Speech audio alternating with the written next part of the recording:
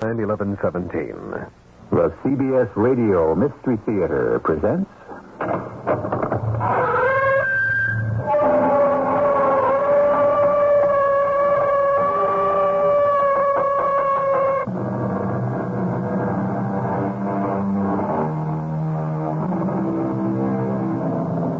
Come in. Welcome. I'm E.G. Marshall. On page 2429 of Webster's Unabridged Dictionary, you'll find defined the word transmigrate, derived from the Latin transmigratus, meaning to go or move from one place to another, to pass from one state of existence to another. Today's tale concerns one Harry L. Spend, who conceived and controlled such activity. No one had ever done that before. Harry, if I ask you a question, do you think you could give me a truthful answer? Gladys. Honey, since when don't I tell you the truth? Why is the attic locked? I can't tell you. I'm your wife. Why shouldn't I know? Because if you did, Gladys, you might not want to be my wife for very long.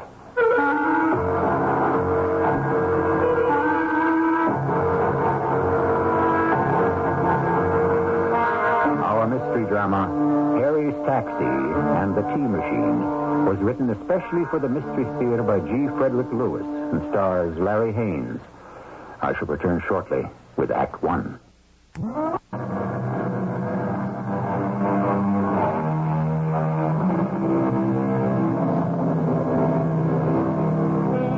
When did our story happen? I can't give you the exact date, but I can say it was closer to the 22nd century than ours. The Galileo program for exploring Jupiter and its satellites, the Venus orbiting radar project for mapping Venus, these and many more investigations into space are history.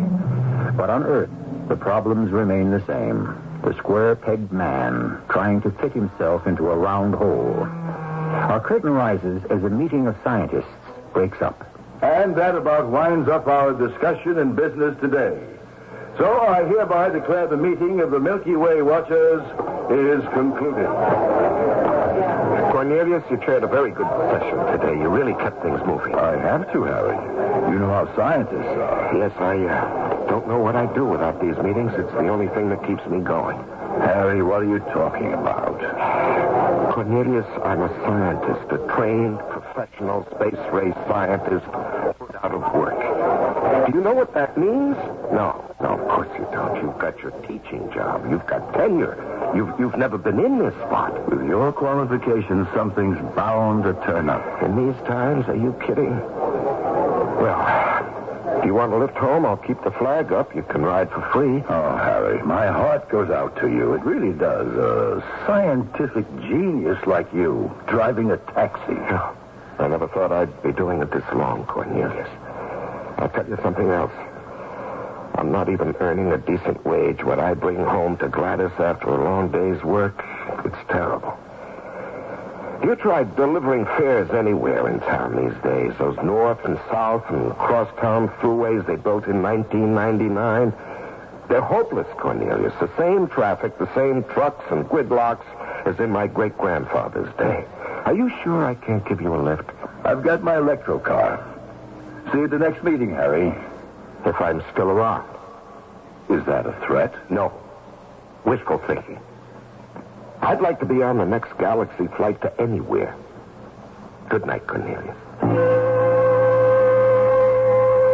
That was a mistake. I mean, saying if I'm still around. I wouldn't want anyone, not even my old friend Cornelius, to have an inkling of what I was working on. So I'd better watch what I say. As it is, Gladys is getting more suspicious every day, wondering why I spend so much time in the attic. Harry, is that you? I've been worried sick. Oh, Gladys. Gladys, honey, I'm sorry. There was a meeting tonight of the Milky Way Watchers, and it broke up late. Oh, darling, why didn't you call me? I forgot all about the meeting. You know I worry about you with all those crazy drivers on the road. Come into the kitchen.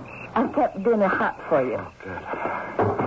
How's Grandpa? He's had seconds of everything. He's probably asleep by now. Now, come on, sit down and relax. I've got pot roast and a very nice salad with hearts of palm. Honey, I didn't do so well today. No long hauls out to the spaceport or over the big bridge, nothing but short hops in the city. And you just try to hop in the city. Can't be done. Gladys, I am just not cut out for driving a taxi. Oh, something good is going to happen real soon. You'll see, and you can give it up. You're a sweetheart, but you really don't know. There isn't a job today for a space race scientist. Well, then you've got to make your own job. Now eat. Make my own job? Oh, this is good. Harry, if I ask you a question, can you give me a truthful answer? Gladys, since when don't I tell you the truth? I did the house cleaning today, and I went upstairs, and the door to the attic was locked. Now, since when have you been locking that door? Well, it's been locked for about 4 months. Well, can you tell me why? Well, you know what I've got up there. I've stored all my electronic and magnetic gear and that big telescope. The truth is, honey, I've been experimenting on something. It keeps my hand in, you see. And if I don't keep at it, I might as well give up. Oh, I knew you were doing something secret up there. I don't mind that. I know you and Grandpa are locked in there for hours. I just don't like being treated as if I couldn't be trusted. Well, it gives Grandpa something to do. After all, he was one of the first to develop the high-intensity laser. And he's got some good ideas. Well, I'm glad Grandpa's living with us. He's fun. And I don't mind walking his dog when he forgets to. But what I don't like is secrecy. Just take a look at this month's electric bill, the one that came today. $1,000? There's got to be a mistake. That's what I said when I called the power company. They checked their records, Harry. It's no mistake. You're using that electricity in the attic, aren't you? Well, I'm using some, but I had no idea. Okay, so don't tell me. Oh, honey, you're angry. I'm disappointed. You have another life, and I'm not part of it. Grandpa's part of it, but I'm not. We sell our car, and we mortgage the house so you can buy a hydrostatic taxi. That's valuable. But every night you park it on the street. Well, I've got scientific equipment in the garage, too, honey. You know that. Well, I've never seen it. You could have 10 dead bodies in there, and I'd never know. Darling, I am working on something very, very important. If everything goes as I hope. Of course, I'll let you in on it. When? I don't know when. Have you finished eating? That's all I want, thank you. Coffee? No, thanks. And that's another thing, Harry. You're picky about what you eat. And yet several times last week, I wake up in the middle of the night and I smell bacon and eggs frying. Now, how do you think I feel about that? That I don't give my husband enough to eat? I love you so darn much, and it's awful to know that you don't trust me. Bacon and eggs frying. That's the one unfortunate side effect of my tea machine. When it's in operation, it gives out that odor. As for confiding in Gladys, I will all in good time. After all, it was Grandpa who first gave me the equation and the possibilities. And he is her grandfather. Grandpa, are you in your room? Oh, hi, Harry. Is my granddaughter going out? Yes, she went over to see Mildred. Do you feel like putting in a little time on the tea machine? I'm right behind you. Come on, Bozo. I was in my room today, and I heard Gladys going up these stairs and trying to get into the attic. Yes, she told me. She was pretty angry. Came down, barged into my room. Why was the attic locked? What was the big secret around here? I said I didn't know anything about it. Now, Bozo, go and lie down in the corner on your pad. I got some flack, too, when I got home. Not that I blame her. Oh, what did you say? Oh, that she'd know all about it when I thought the time was right. It's my turn today to operate the telescope. Grandpa, for 200 years it's been called an electroscope. Don't be so old-fashioned. These babies can bring in 15 light years. Anyway, it's my turn to pull in Numitor. Well, you think you can? It's an elusive planet. I've watched how you calibrate it. All right, let's start by checking equipment and procedure. You call it, and I'll check the log. All right. Transmigrator dimensions of cylinder. Height, 7 feet. Diameter, 4 feet. Shell. Compounded magnesium, zinc, lithium fused to elements AG767 and AG933. Oh, Bozo, be quiet. What do you have in mind for tonight? Well, let's try another transmigration. The receiving cylinder in the garage checks out. Well, I haven't touched it since yesterday's test. Well, what substance shall we try? We've transmigrated a chair, a lunar marker, a case of antique French wines dating back to the 1970s. Yes, well, Grandpa, each of those had different molecular arrangements. Wood, stone, and liquid. Bozo! 3 different kinds, and each of them moved from this cylinder to the one in the garage without a hitch. Okay, Bozo, now you catch it. If you don't cut it out, I'm putting you into that cylinder and transmigrate you into the garage. Grandpa, a dog would have a different molecular arrangement. What? You mean Bozo? Why not? An animal, a living creature. Oh, that would sure be a great scientific step forward. Look, I'll slide open the cylinder door. Then, supposing I put Bozo's pad inside so he'll know to lie on it, huh? No, I don't like it. Maybe we should start with rodents. But, Grandpa, we don't have any rodents. Now, don't you have complete faith in our tea machine? Limited faith. I mean, supposing Bozo makes the trip, but when we open the secondary cylinder, his tail is on his nose. Yes, I suppose that's possible. All right, we'll just run it once, empty, to make sure no active particles remain inside from previous tests. I've got Numitor on my crosshairs. I'm ready to fire it up when you say go. Go.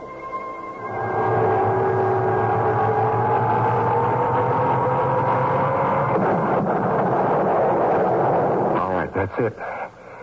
Now, she ought to be clean as a whistle. I'll open her up and have a look. And we'll go down to the garage to check out the receiving cylinder. There's not a speck of magnetic particles. Oh, I love that great smell of frying bacon and eggs. I've got to do something about that, Grandpa. It's not dignified. All right, come on, let's go. Bozo. Come on, Bozo. Time to leave, Bozo. Harry. He's not in this room. Bozo, stop kidding around. Well, he's not anywhere in the attic. There's no place he could have gotten into. Except the cylinder. When you opened it and put his pad inside, he could have crawled in there when I was yelling at him. No, he's not in the cylinder. He transmigrated. That could be. Sure, that must be. In the garage, that's where he'll be. I hope so. I sure hope so. And I hope his tail is in the right place. We have all learned in school that the various identities possessed by matter are merely ions arranged into a certain pattern visible to the naked eye. Disconnect those particles, move them through space, and reconnect them, and you have transmigration. However, sometimes theories have a way of backfiring, as we may see when I return shortly with Act 2.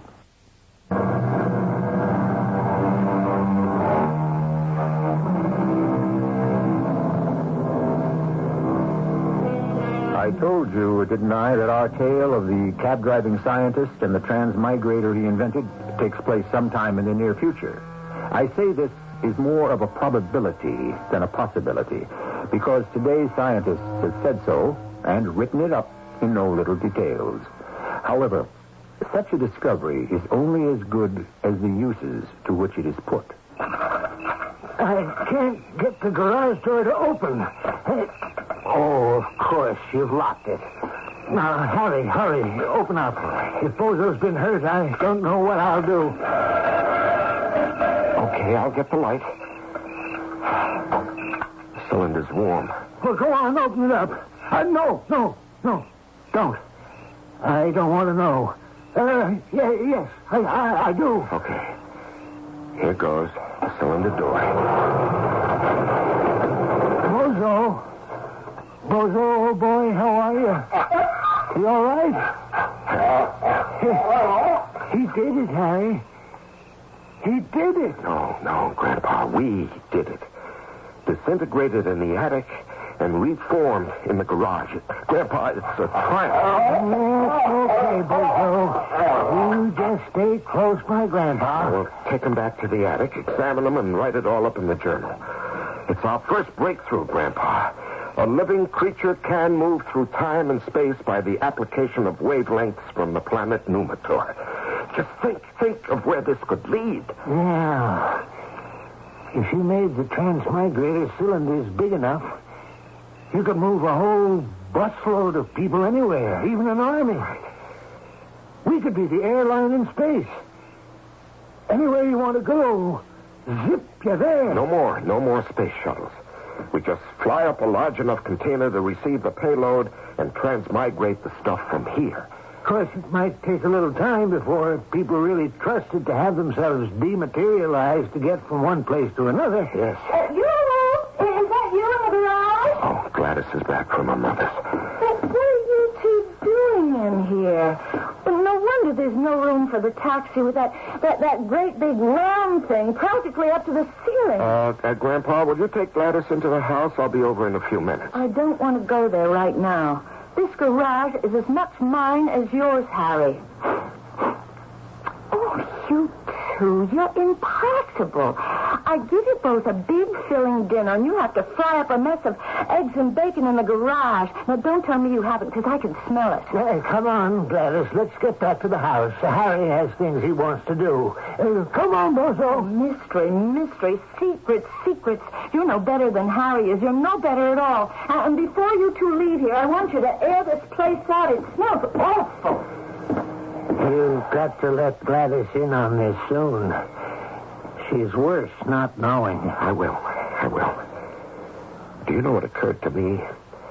I've got to put in a set of emergency controls in the primary cylinder so that if you wanted to do the switchover alone, Grandpa, you could.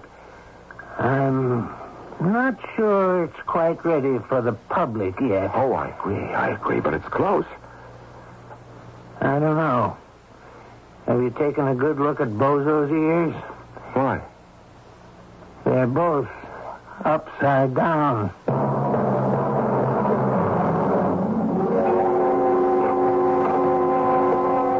Grandpa. Come on, Grandpa, wake up. Huh? What time is it? It's 6 a.m. I've got to go to work. Okay. Have a good day, Harry. Yeah, Grandpa, listen. I need your help. What? You know that big, heavy, double storage battery up in the attic? Could you give me a hand and help me put it into my cab? That thing? It weighs a ton. What do you want to do that for? Well, it's all charged up. It's got a week's charge of Numitor rays. I know that. Who helped you charge it? Why are you taking it away? Well, I talked to Bob Platt last night. He's one of the last cabinet makers left. He works in real wood. I told him I wanted a strong box with 2 handles for a big batteries, and he said he'd make it and I should bring it down. What do you want a portable pack for anyway? It's got to be used with the cylinders. Well, it's just an idea of mine. Come on, Grandpa, let's go. Gladys will wake up and then I'll get it from her. An idea of yours. What are you going to use for your transporter? Your taxi? Hey, taxi? your hover cab make a U-turn? A U-turn in this traffic? I'm heading downtown and across town, City Hospital. Okay. Hey, which way are you going? Across and then downtown. Make any difference to you? No, I guess not. This isn't a very good street to cross on. Those cars up ahead aren't moving. No street's a good street to get across town. Are you in a hurry? I'm a doctor. I'm late for an operation. Oh, that's too bad. I'll do my best. This traffic is fierce. I don't see how you drivers get around. We don't. Doctor, if you don't mind, will you sit back in your seat? I was just looking at that tremendous battery on the floor next to you. That must be a 500-volt power pack. Yeah, something like that. What time is it? Oh, we'll never make it. Now, Doctor, you keep on like that, you're going to need a doctor. Now, just sit back and relax. I'll get you there. Yes, but when? Where are we? I don't know. We're in the middle of an intersection. There's a truck in front of me. I can't see the street sign. And nothing's moving. Listen, I better get out and find a phone. I hope they can dig up a resident to take my place in the operating room. Driver, have you got to change of a bill? Yes, sure have. Now, you go phone. I'll still be here when you get back. Thanks. I hope I can get through to the hospital. That was the city hospital you wanted to go to, wasn't it? Hey, driver. There's such a change machine on that big battery, and it's making sparks. It was the city hospital, wasn't it?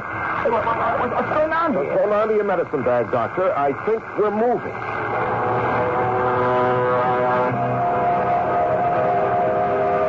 What happened? We're here. This is City Hospital. Yes, I'm a little surprised myself. How did you do it? 1 minute we're tied up in traffic, the next I'm here. Hey, here's a 10 for you. And let me have your name and phone number in case I have to get somewhere in a hurry. Well, as a matter of fact, Doctor, I'm going out of the taxi business. You're my last fare. Your last customer? Forever. Say, I think your engine's overheating. It sure smells like fried eggs and bacon. Well, thanks again for the fast ride.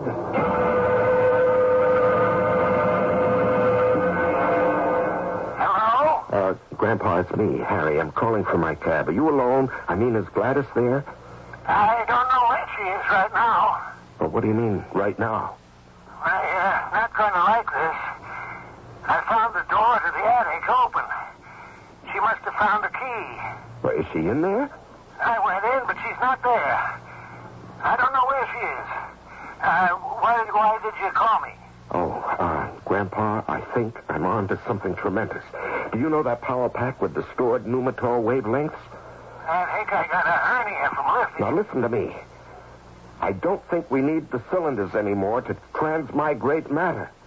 My taxi became a transporter. Well, how did it do that? Well, you see, I accidentally laid my money change machine across the terminals, and that's all I had to do. Are you sure? Well, I'm parked here outside City Hospital, and 10 minutes ago, I was about 60 blocks away. I'll explain the whole thing when I get home.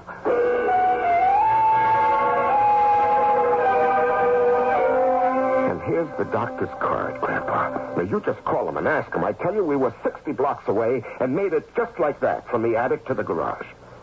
You, him, the hover cab, the whole kit and caboodle transmigrated across town? Oh, we'll never be able to patent this.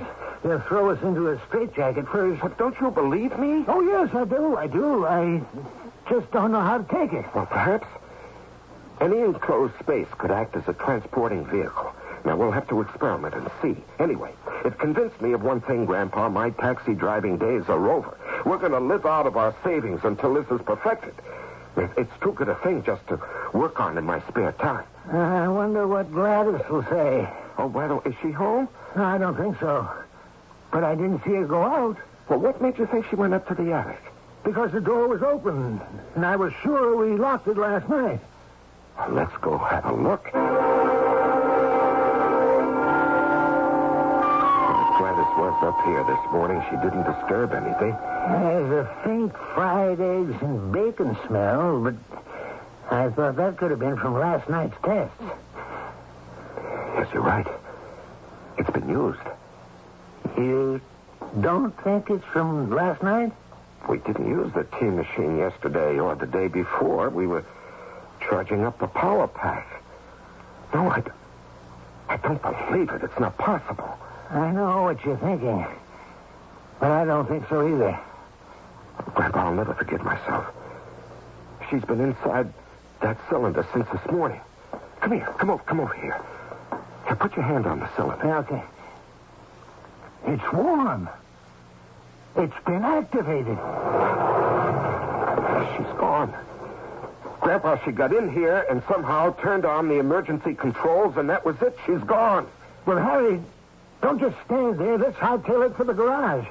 Gladys could be in the receiving cylinder this very minute. If she's been in there more than an hour, I don't hold out much hope.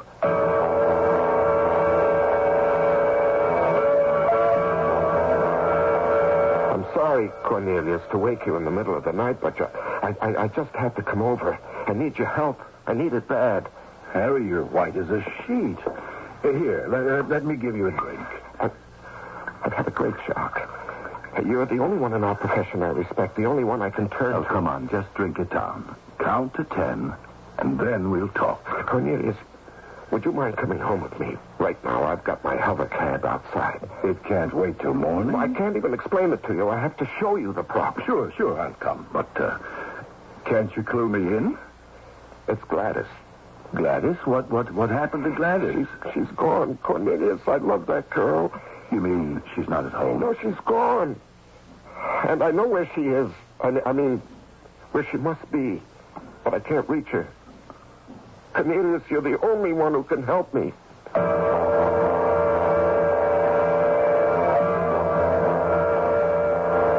it is coming out. Mm-hmm. The cylinder is a fuse tank made of an alloy of lithium, zinc, magnesium, and 2 Ag elements. Now, we focus the Gaza electroscope on zero center of the planet Numitor, reverse its waves, back them down through the controller, and activate. Anything placed inside transmigrates to a receiving cylinder I've set up in the garage. Transmigration. You've done it. Why, it's been a dream since Galileo. Well, today when I was out, Gladys must have come in here. She must have gotten into the cylinder, and in trying to get out, hit the emergency controls. When I came home, it was too late. Molecular retardation must have set in. The secondary cylinder was empty. I would say probably right now she is somewhere between the two dimensions. Well, I've been going crazy trying to figure out what to do. Don't panic. Matter is indestructible. So her particles are still viable. I love her, Cornelius. Harry, you and I have got the brains. It's only a question of application. Now, could I see a demonstration? Oh, sure, naturally. Is there anything in particular you'd like me to pass from here to the secondary cylinder? A chair, a glass of water, you name it. We ought to use an animate living object. Do you have any experimental rodents? Oh, yes, I went out last week and I got a batch of mice. Come here. You. Cornelius, pull back the cylinder door, will you? Harry, if your concept is valid, you're going to be the most acclaimed scientist of the century. Now, what good is that to me if I've made the most precious person in my life disappear? All right. I'm going to pull the switch. Then we put a mouse in. Maybe we can get Gladys out.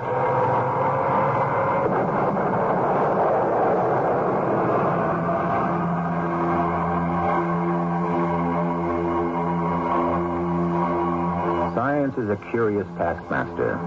As Harry tries to make his tea machine give up his wife, I'm reminded of Louis Pasteur's warning.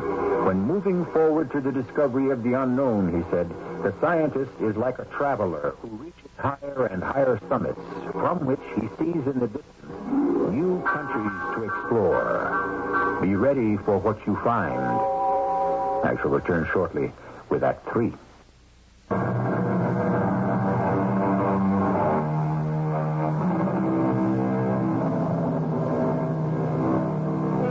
Our Our protagonist, Harry L. Spend, space ray scientist, has used the power from a distant planet to try to rescue his wife, who has placed herself out of the orbit of the dimensions we live in.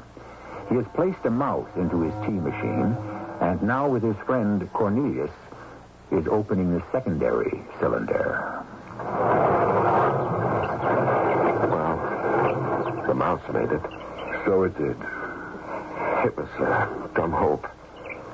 But I sort of was wishing putting the mouse in would release Gladys.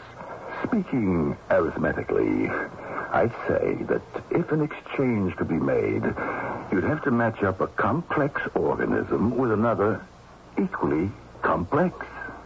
You mean another human being would have to be transmigrated? And then both might come out here. But, Harry, I'm interested in this mouse.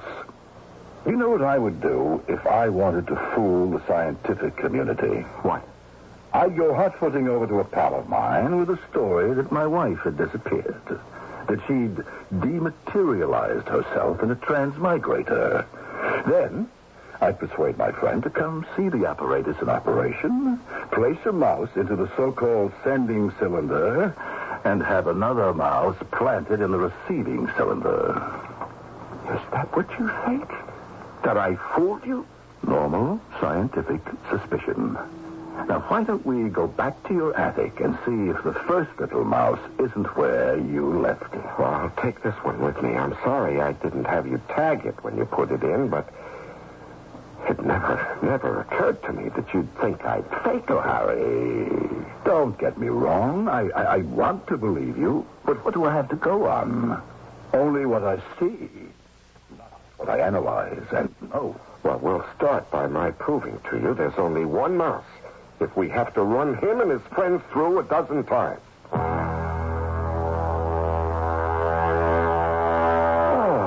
What time is it? 7 o'clock. Oh. We've been at it all night. Harry, I have never been more impressed. I better call my mother. She'll wake up and she'll wonder why I haven't made breakfast for her. Well, I'll go make some fresh coffee. You help yourself to the phone. Hello? Mother, it's Cornelius. Oh, I was beginning to worry. You're not usually out of the house so early. I'm over at Harry Spend's. I've been with him all night doing some planetary evaluation. Oh, that's good. How is Harry? Oh, he's fine. We're hard at work, Mother. All right, dear. Take care and give my regards to Gladys. She's such a darling girl. I will, Mother. Goodbye. 2 coffees. Mother said, give my regards to Gladys. Oh. Harry, there's no question about it. You've got something here. Oh, well, it works. That's the proof. You're writing up a paper, of course.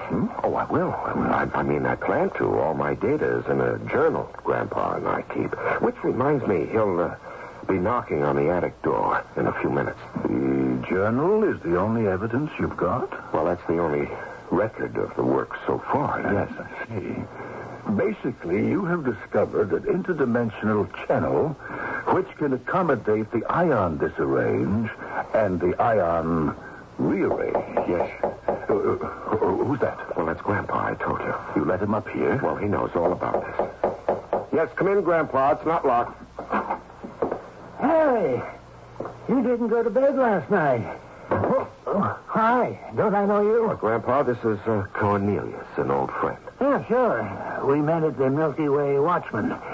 Harry snuck me in. I think I'll be on my way, Harry. Oh, yes, Cornelius, and I'm counting on you. I've got to get Gladys back. Say, I've got an idea. If she's somewhere in space, couldn't we talk to her with radiomagnetic waves? Grandpa, her molecules are dispersed. She has no ears, no senses, no way of understanding sound. It's also tragic. Harry, let me think about this. It may take a little time. Now, I've got the entire equation in these notes. Don't you worry. We'll get Gladys back somehow. I'll be talking to you. Yeah, that fellow's sort of strange. Huh? Cornelius? What makes you say that? I come in, and suddenly he gets up and leaves. Oh, well, it's nothing to do with you, Grandpa. I've kept him up all night. He's been absorbing in 5 hours what we've done in 5 months. Right now, he probably knows as much about it as we do. Well, I'd better enter last night's transmigration in the journal.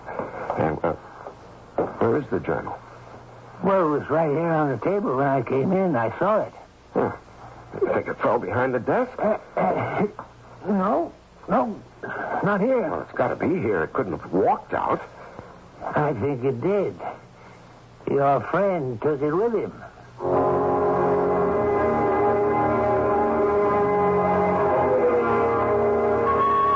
Harry, it's nice to see you. I don't know what Cornelius does with his time, but this past week has just been one thing after another. He's hardly home. Was he expecting you? No. I've been trying to get him on the phone, but he's never here, so I took a chance and drove over. Oh. Did you hear him last night at the special Milky Way Watchman meeting? Oh, he was brilliant. No, well, I didn't go. Nobody told me about it. Oh, I was there.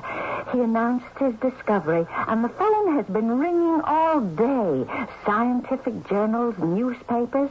Well, I knew he was up to something because a man came down from Washington to see him, and then a 4-star general from the Pentagon, or is it the Hexagon now?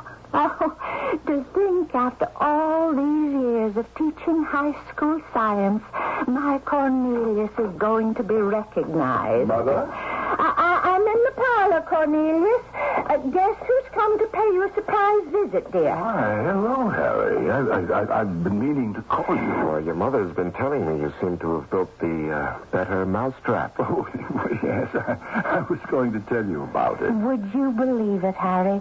Cornelius has discovered how to move people and things through space in a second. Has he?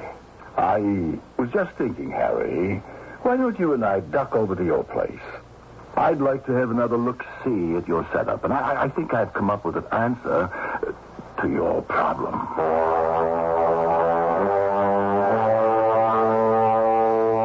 Your mother is very proud of you. She doesn't know your discovery was stolen from me. That's not so. I started with your idea. It got me thinking, which you wanted me to do. And I developed a new angle to transmigration, which is transmutation. And it is foolproof. No one gets lost. I don't believe you. No, not in a million years could you have developed an alternate idea in 1 week. You used all my data and all my equations. You're just angry because someone's improved on your primitive logic. The Milky Way galaxy contains 100 billion stars. And if you think Numitor has the only transferable wave power, you're off your head. And you're nothing but a lying, cheating, conniving thief. You get away. Get away from me. Get off me. Now, go. Listen to me, taxi driver. It isn't smart to accuse a man bigger than you are. Cornelius.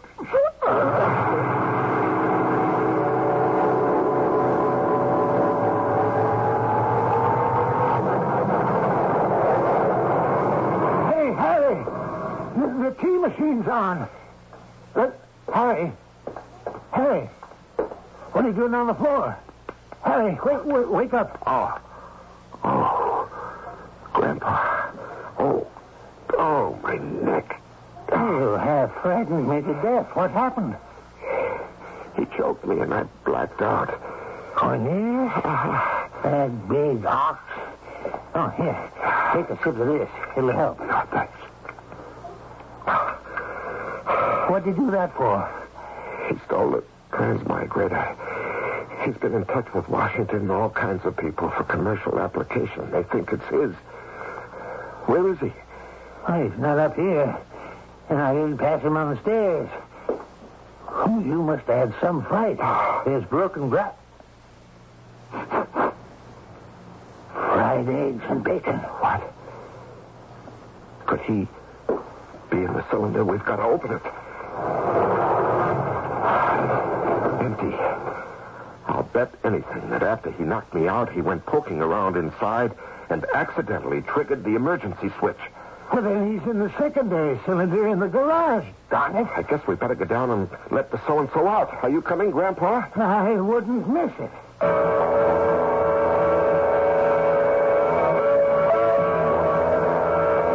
Yeah, he's gone through all right.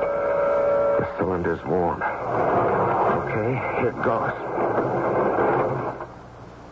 Gladys! Harry, what is this? What am I doing in here? I don't know. I just got here. Darling, are you all right? Oh, of course I'm all right. Why shouldn't I be? Oh, darling. My sweetheart. Harry, what is this? You don't usually act like this, especially in front of Grandpa. Anyway, I can't think what I was doing in that metal thing. Oh, you don't know how glad I am to see you. Well, it serves me right. I must have come snooping around the garage. I'm ashamed of myself. Hey, you're not ashamed of Harry leaving his hovercraft out front so he can use this garage as an extra lab? Oh, I could have bit my tongue when I said that. Ashamed of Harry? Someday, they're going to realize what a brilliant scientist he is, and they'll be beating a path to our door. You know something, child? That day could be tomorrow. I'm going back into the house. It must be late. Don't be long, Harry. No, I won't, darling. Oh, thank heaven she's safe. Well, what do you think? Retribution doesn't only happen in heaven. Yes, I'd say that Cornelius got himself into the channel for transmigration, and Gladys was already there. Then her molecules rearranged themselves, and she surfaced in the secondary cylinder. Cornelius in, Gladys out. That means it would take another human being to effect his release. I can't imagine anyone doing such a favor for your friend Cornelius. No, Grandpa will have to think this through. I wouldn't want my worst enemy spending his life broken up into small matter. I think we should give Cornelius some minor credit. You hear that, Cornelius? Wherever you are, your name will appear in the fine print. Grandpa, I told you, out there they can't hear you. Oh, that's right. You said no ears, no sounds, no brain, no nothing. I must say I agree with the great Huxley, who said, I am too much of a skeptic to deny the possibility of anything. When I introduced Harry to you, I described him as a square peg trying to fit into a round hole. I was mistaken.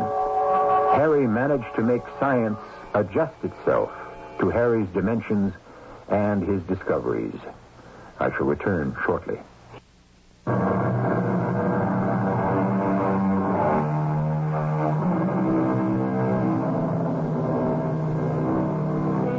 Like it or not, believe it or not, tales of the future, commonly called science fiction, are little more than 100 years old today. That's a century of fantasy, extravagance, and dreaming. You and I have lived to see many of those dreams realized. Genetic engineering, atomic power, robots, space travel are all here. It's going to take some doing for us to keep bringing you the believably incredible. But I think we can do it. Our cast included Larry Haynes, Bernard Grant, Carol Teitel, and Robert Dryden. The entire production was under the direction of Hyman Brown. Radio Mystery Theater was sponsored in part by Raven House Paperback Mysteries.